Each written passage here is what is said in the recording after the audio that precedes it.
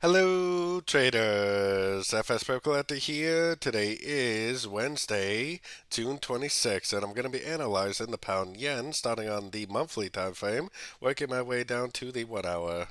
So on the pound yen, I still think out of all the yen pairs, this one is definitely by far the clearest on the monthly that it's an A, B, and C. Most likely we're in a wave 3 of C, so a 1, a 2, and a 3 of wave C. We are approaching the Fibonacci extension level, possibly going to be an area of resistance. It definitely doesn't have to stop there. It could easily keep stretching out to a higher Fibonacci level. I honestly wouldn't be surprised if it did end up going up to one of these much higher Fibonacci levels before we actually ended a wave 3, made a wave 4, and made a wave 5.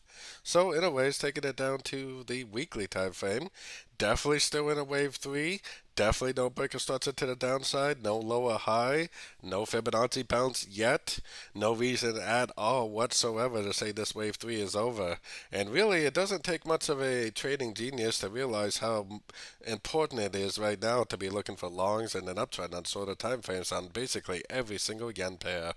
So going down to the daily time frame, I mean, yes, we are at a Fibonacci level, but for me, I have zero desire to sort this thing.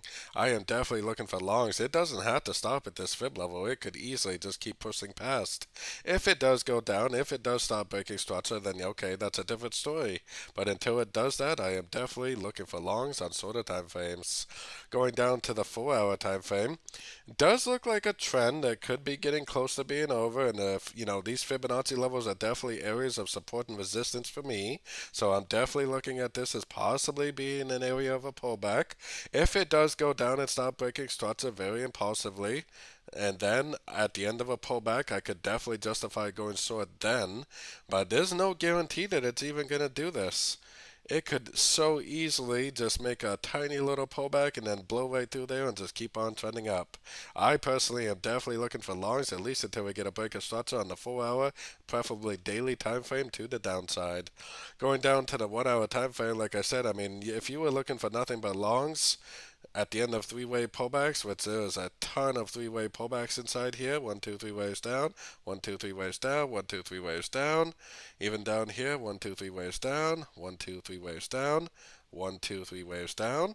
Guess what I'm doing right now? I am doing absolutely nothing but looking for long entries at the end of three-way pullbacks. It looks like it's already made a little three-way pullback, and it might even blow way past here. Like I said, if it does go down, if it does start breaking some major structure levels, then maybe you can look for sells at the end of pullbacks to the upside.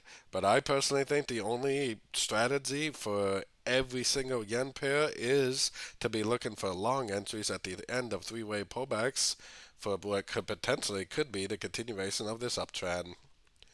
So don't forget to join my free Discord channel, which is linked down here in the corner. And don't forget to check out my website if you'd like to get access to my swing trade setups and my daily live Zoom meetings. As always, thank you and happy trading.